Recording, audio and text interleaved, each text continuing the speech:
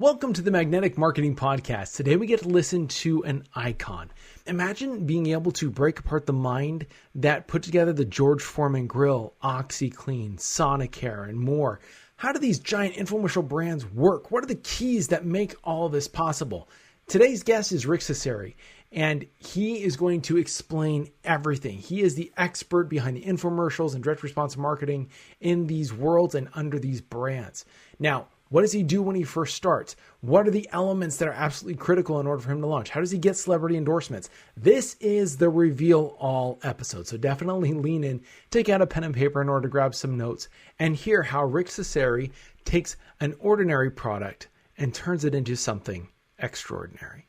I don't think there's anybody that has had a bigger impact in the field of direct response than Dan Kennedy. The legend of Dan Kennedy should be ignored at your own peril. They're not really lessons, they're kind of laws that you live by. Dan opened my eyes to what small business marketing looks like.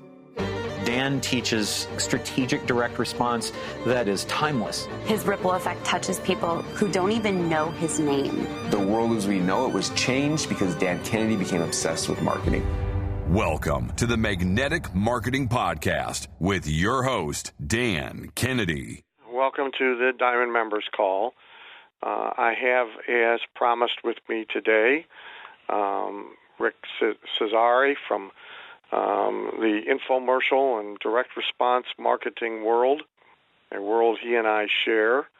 I have recommended his book to you. If you have not already obtained it, I'm sure by the end of this call you will make the decision to do so. And it is, as they say, available at all fine booksellers this very moment, the title of which is Buy Now, Creative Marketing that Gets Customers to Respond to You and to your product.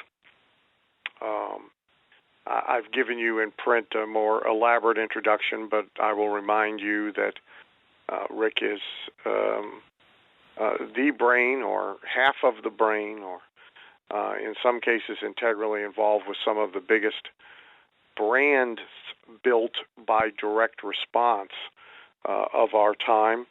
The Juiceman, the George Foreman Grill, OxiFresh, Sonic toothbrush, etc. We'll be talking about some of those. I do want to quickly make the point before we get started that I fully recognize that the majority of you on the call may not be about taking some idea, invention, product, some part of your business, and making it a national or global direct response item. But I would remind you that direct response is direct response is direct response. And whether you're running a local brick-and-mortar business, retail business, service business, professional practice, or operating on a broader scale, the same principles apply. In many cases, you're selling to the exact same consumers, and in many cases, you are or should be making the same kind of message in creative cases that somebody like Rick would make on a global scale for a giant marketing campaign for a product such as the George Foreman Grill. Many of you, of course, by the way, met George when he was at the Info Summit. So, and probably, I think it's now, Rick might know, it's either 1 out of 5 or 1 out of 4 households in America have one of those puppies. So the odds are you probably see that thing when you walk into your kitchen. So anyway, Rick, welcome, and appreciate you being on the call and taking the time with us. And I'll start right out with, I have a handful of questions before we let them ask you questions. Sure. First, I want to say thank you very much, Dan, for the opportunity to do this. I really appreciate it. And I've been a big fan of yours. There aren't too many people that go back as far as we have in this industry, and have always been a big fan of yours and your books and your work. And I have to be honest, I've used a lot of your ideas and techniques in some of the things I did. And in the introduction you gave, it is very important. While some of these products have become very big global brands, almost all of them started as an idea with very little sales, and it was being able to sell to just a few people and then take the techniques of the infomercial to really magnify that and help them grow. But at the end of the day, the selling techniques and the direct response techniques, if they don't work on a one-on-one or a small business level, they won't work on a large level either. Yeah, that's a great point. And I do. I'll sort of jump then to what would have been my second question. So a point in case to all that is what you did with Jay and the Juiceman. Mm-hmm. And so I want to ask you about that, so people really get a handle on how these things start. And as you point out, the most intelligent among us don't start them by blowing $500,000 on a TV campaign or a radio campaign, or for that matter, a print campaign. We sort of prove that we have something we can sell in some other venue. So give folks a sense of where the Juiceman wound up. And then, if you will, talk a little bit about the beginnings on radio with Free Recipe and the beginnings in the seminar environment. Sure.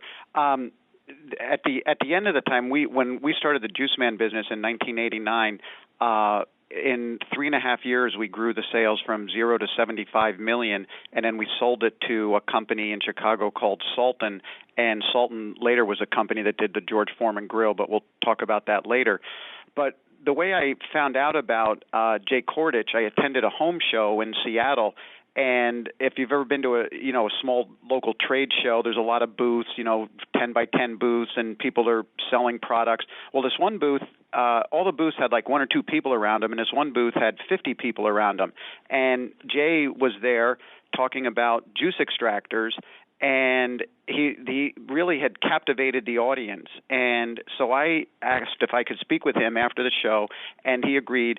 And we started talking about what he was doing, and he was going around the country at these state fairs, home shows, selling anywhere from 1 to 20 juicers at a time, based on his appearances at these venues. And so I thought that I had been in the direct response field at the time and thought that we could take this and take what he was doing on a small level and then build it into something bigger. But it was interesting the way we started. We didn't go out and make an infomercial right away. To what your comments earlier, basically the first thing we did was Jay is a captivating personality, and he's a good pitch man. He's good at selling his products. So what we did was we called different television and TV stations around the country. We couldn't afford, when we started this, to actually hire a PR firm yet. And there was a company, a television station we got lucky with in New York. At the time it was WOR. And again, this goes back to 1989. And to kind of give you an idea, Matt Lauer was the local host at the time, who's now obviously well known on Good Morning America. But anyway, Jay appeared on that WR show on, it's funny because it's almost the anniversary of it coming up. It was June 30th. And he was on a 20-minute segment and basically told people that they could if they sent us an envelope with $1, that he would send them a list of recipes. And so this was right before the July 4th holiday, and we didn't hear anything for a while. And, I heard from the TV station that their switchboard was lit up, there was a lot of response, but it was, before the Internet, so everything happened through the mail. And on July 6th, the post truck pulls up to our office, and the postman gets out, and he's got a big, I don't know if you've ever seen the big canvas mail sacks. He has one of those over his shoulder, and he comes in and brings it in, and I go, wow, what's all that? And he goes, I don't know, you got a lot of mail today. He goes back out to the truck, and he ends up bringing in 3 more sacks of envelopes. We ended up getting over 12,000 responses from that one media appearance that Jay did. And basically what we did is take all the names and addresses of the people that wrote in, and we basically sent them back out a hastily printed up flyer to sell the juicers, and that's what launched the business, that one appearance. But it was still quite a while before we actually made an infomercial. We used that technique of putting Jay on radio and TV appearances and having people send us an envelope for free recipes, and that's how we kind of built the base of the business before we actually started doing direct response television. And it's still something that I use to this day. PR is a very powerful way if you have a good person, and it's even more effective today because you use the PR to drive people to a website and then sell your product. So if you have a good product, service, spokesperson, and a way to get on radio and TV, that's a really, really effective way to either start a business or supplement other types of marketing that you're doing, and it works on both local level and national level. You also, if I remember correctly, you also used media and filled seminar rooms. Right, for the Juiceman? Yeah, because that was my background before getting. That's how I kind of learned the direct response industry. The first people to, I don't know if it was the first, but among the first people to use infomercials were all the real estate guys. Robert Allen, Albert Lowry, how to buy real estate with no money down. This was the mid-'80s, and that was my background. I was in real estate before getting into the direct marketing, and had successfully promoted real estate seminars through direct mail and then through television. And so before actually selling direct to consumer with the infomercial, we basically made a 30-minute TV show, and we would go to a city and we would run the half-hour infomercial and ask people to show up at different ballrooms of local hotels. And we supplemented that with the PR. So if we went to Houston, for example, we would run local television time, ask people to show up for free seminars. They'd be a 90-minute lecture about the program. At the end of the time, the people could order juice machines, which we would then ship out of our office in Seattle. And all those seminars were supplemented with local PR as well. And the PR acts as adds. People are skeptical sometimes, or most of the times, when they see just advertising, and it's always, a challenge to get people to respond to your ads. When you layer in the PR and the media is talking about it, it adds a level of credibility then that works synergistically with the advertising, and the two work together very well.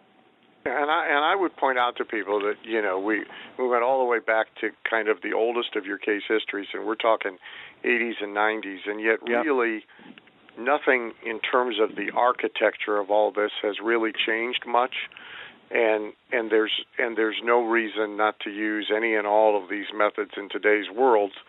Just now the internet media gives us some additional weapons to integrate with them.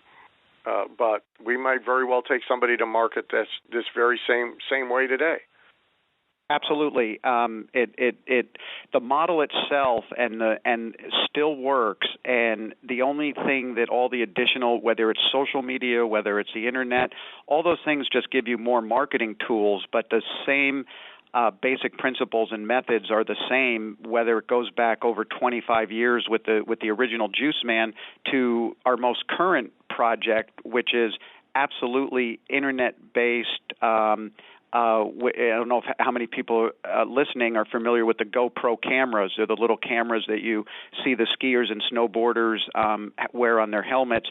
That's a company that has used kind of the latest techniques, but it's to grow. They were on the cover of Inc. magazine a couple months ago. They grew from 0 to 250 million in under 3 years, and basically the same marketing model we used 25 years ago, just adapted to the new technology, was responsible for part of that success.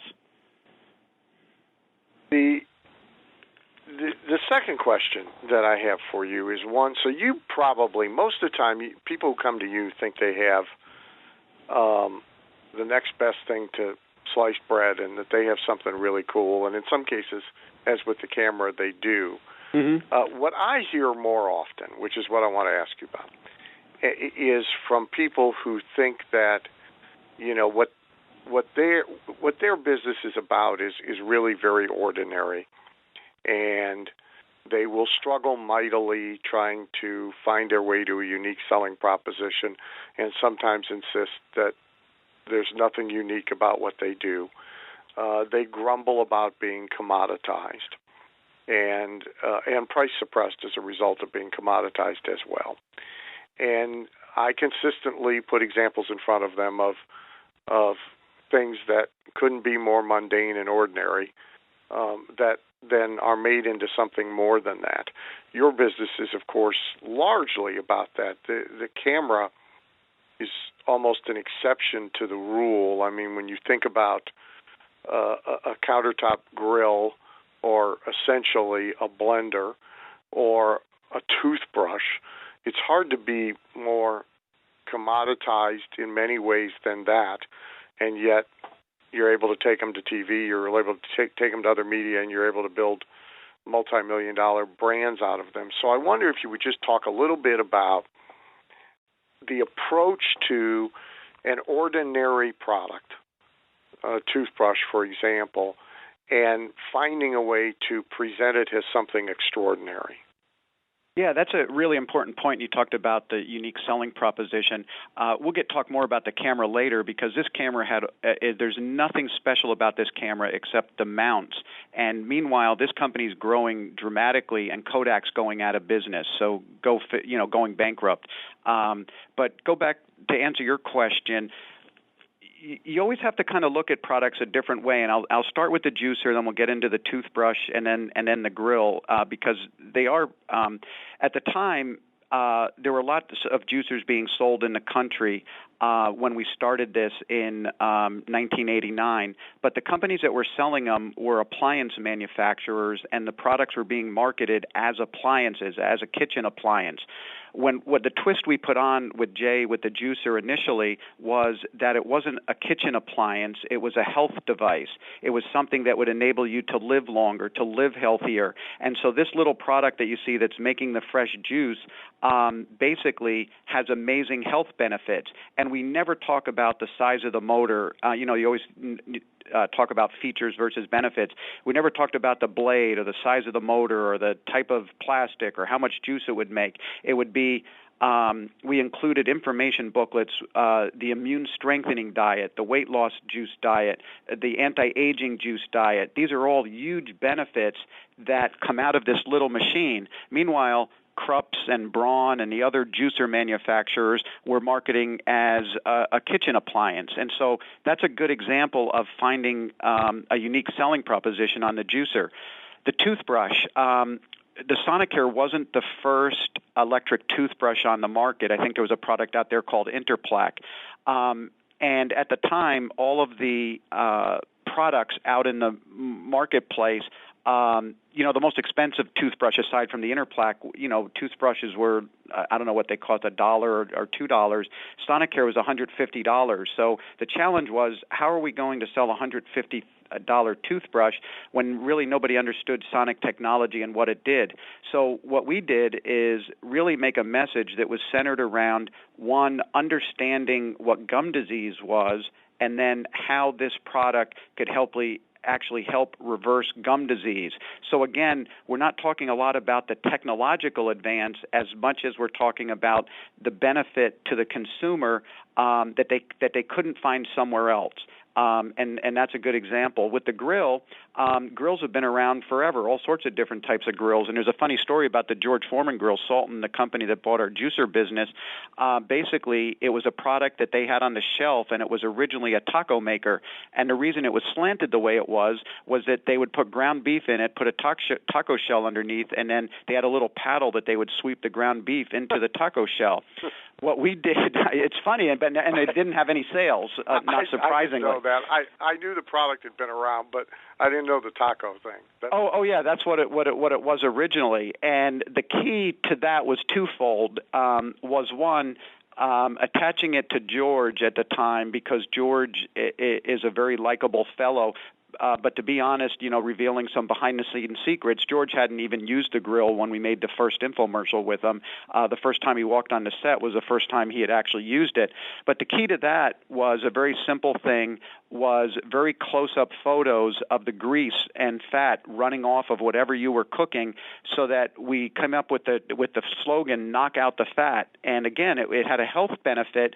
And the grill, and the other part that we did was a speed and convenience. And that was one of the biggest things, was that you could cook fish or burgers or, whatever it was meal you were cooking in about half the time because of the two-sided cooking. So it's always, and there's always, to answer your question, Dan, there's always a unique way of looking at a product that features a specific benefit, and that's really what you need to do is look at it from a consumer's viewpoint and what is the benefit or what is the unique benefit that your product or service can provide to them, and then really go out and find ways of testing that and getting some consumer response. And then once you do and you hit on it, then you can grow something from a small to very, very large. All right, and so now let's talk about the camera a little bit. Since you went there and you got me with there's no difference in the camera, just the mounts, and obviously apparently a target market. Mm-hmm. Yeah. Yeah. Well, the GoPro camera is probably even at this point, I'd say it's probably going to surpass, as far as a success, the George Foreman Grill, as big as the grill is and still is. I think there's over 30 million units sold because the camera, and it's interesting because if you take this camera, anybody can go and make the camera. The technology is there. What the founder of the company did, a guy named Nick Woodman, was basically figure out how to mount it with a wristband at first, initially, and then a chest strap, and then a helmet mount, and then eventually a surfboard mount, so that it tied in to all of the extreme action sports that are out there, and that's how he started marketing it at trade shows. The other part that tied into this was the current technology and social media, which is Facebook. Our nickname for the GoPro camera is the Narsicam because people like to take pictures of themselves and post it on Facebook. And so what we did with the GoPro camera and what they do very well as a company is use user-generated footage, make zillions of YouTube videos, and offer an award, for the best video, and it has just taken off through the social media channels amazingly. What we've helped do is bring to the table the television, and this isn't a classic direct response ad where you see the camera and then there's an 800 number and you can order it. Basically, everything that these ads do is user-generated footage of people jumping off of cliffs or motorcycles or scuba diving or surfing, and there's a tag on the beginning that just announces it's a GoPro, user-generated footage, and at the end there's a contest that if you go to their website, somebody wins one of everything they make every single day. So it drives huge amounts of traffic to their website. Now, this is a concept that can be used at any level and at any small level, and whether it's with TV or other or radio or whatever, as a way of driving traffic to the website and having a giveaway at the end of it is just a very simple direct response or marketing concept. They've just put a little twist on it and have had amazing success. You're also, many people on the call will be familiar with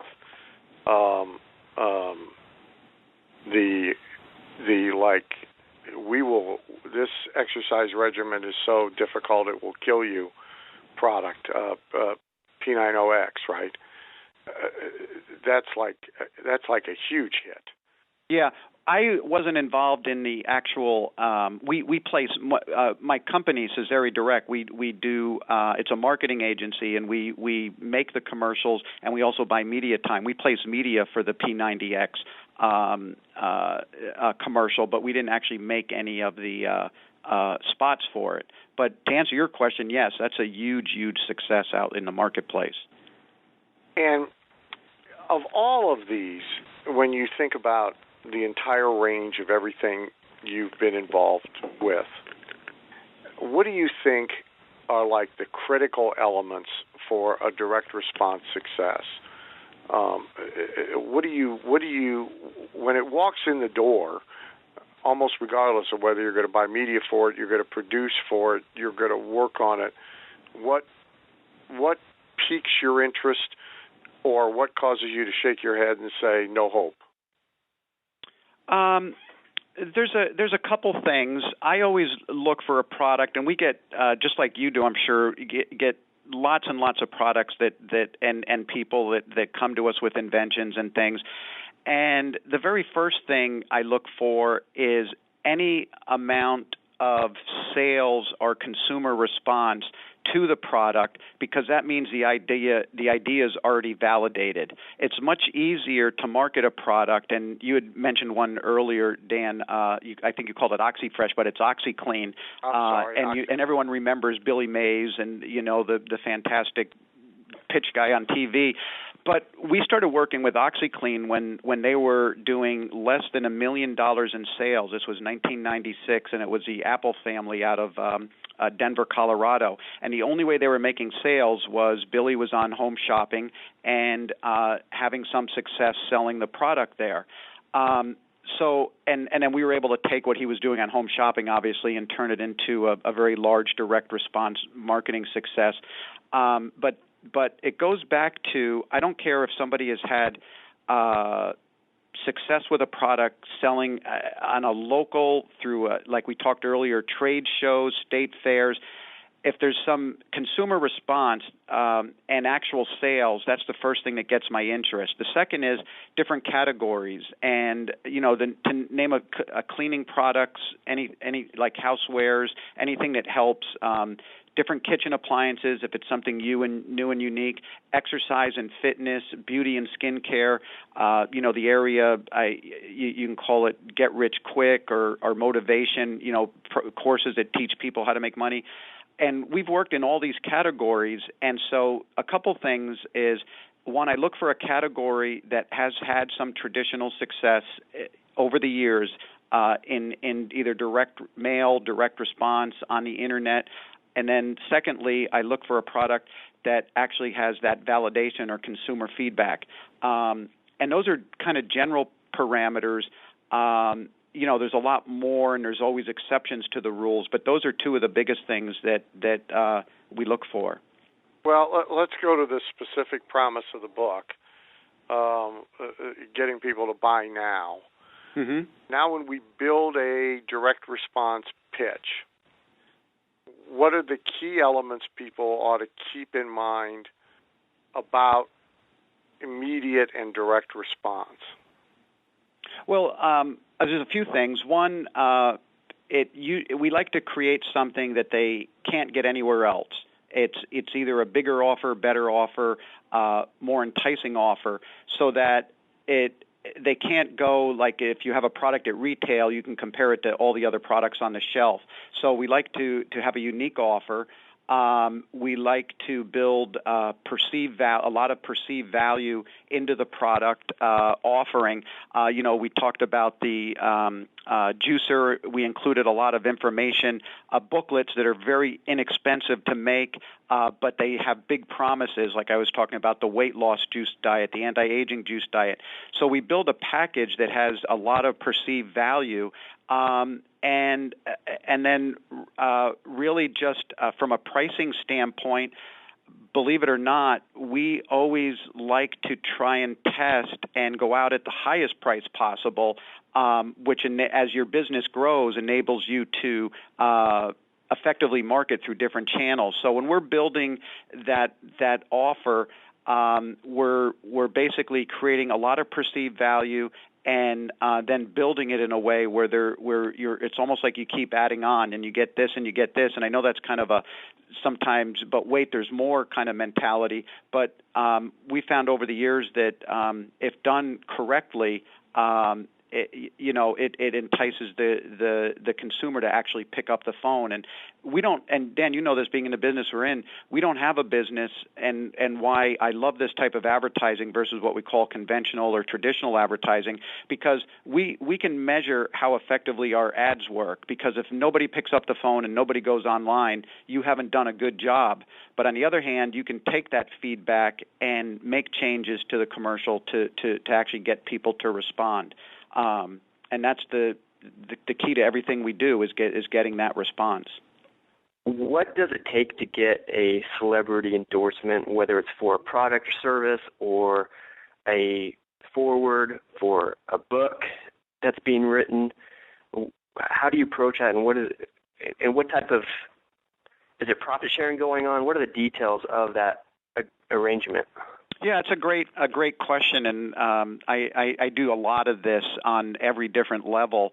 And, you know, the George Foreman, I think until recently, there was a good answer to a trivia question. What was the largest sports endorsement ever? And it was really what George got paid when they bought him out of the George Foreman Grill, or bought his royalty stream out, or profit sharing out, and he got paid $130 million for that.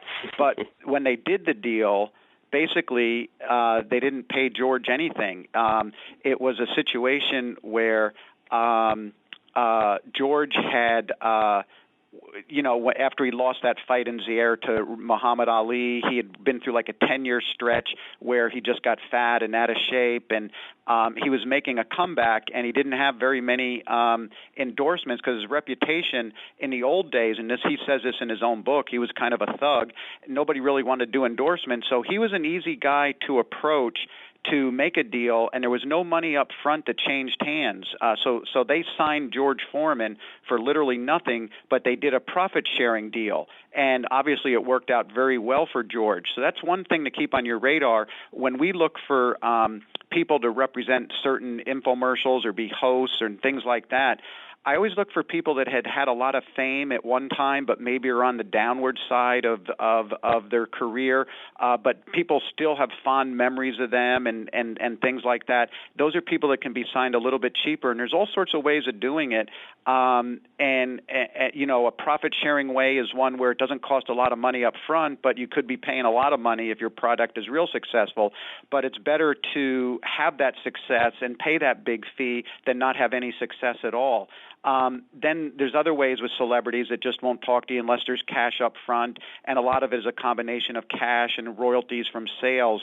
The other thing, when a lot of the times we make these shows, we get a lot of experts that whether they're medical doctors or are different book authors, and we just approach them, and I just you ask how you get these people. I just always pick up the phone and try and track them down and put in a phone call, because any exposure, if they're involved in your project and it's a good product, they're going to get exposure, and that helps everybody. If somebody's a book author, they want to be in our infomercials for free. We never pay anybody to be in those, any of the experts we use, because they want the exposure. So there's all sorts of different ways of structuring the deals. It's just limited to the creativity, and don't assume that all these people want a lot of money. They might, but there's ways of structuring it where you have to pay very little money up front, and it's based on the success of the project that they can make it big. I mean, if you have, so like for a client some years ago, I got art link letter, and I got art at a lower price than we should have, but the client marketed to seniors. Art had a new book out with Mark Victor Hansen aimed at that market. And so our giving away books in all the outlets, promoting the book in all the ads, was the same as currency. And it allowed us to get a much lower fee arrangement with art. So, I mean, Rick's point about creativity, a point I always make to people is when you set out to go down this path, you should never set out with locked in on a person, but more a category that will be useful to you. So it might be an athlete, might be a sitcom mom, might be because on any one given day, two of them that are almost interchangeable. One will have just come out of a good paying gig and will be quoting some astronomical fee and won't want to talk to you. And the other one hasn't had a good paying gig in 5 years and has a kid's college tuition payment due, and they're a lot more malleable. The highest rate of unemployment in any occupation in America is in entertainment.